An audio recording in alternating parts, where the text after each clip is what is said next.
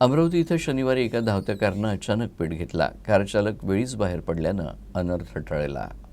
अमरावती इथं दस्तूरनगर चौकातून रहदारी सुरू असताना एका धावत्या कारनं अचानक पेट घेतला. कारच्या बोनेटमधून धूर निघत असल्याचं दिसताच कार चालक बाहेर पडला. कारनं पेट घेतल्याचं दिसताच तिथं एकच खळबळ उडाली. परिसरातील नागरिक आग विझवण्यासाठी धावले आणि त्यांनी आगीवर नियंत्रण मिळवलं. या घटनेत सुदैवानं कुठलीही जीवितहानी झाली नाही. मात्र नागरिकांनी इथं मोठी गर्दी केली होती. आगीमुळे कारचं बरंच नुकसान झालं आहे.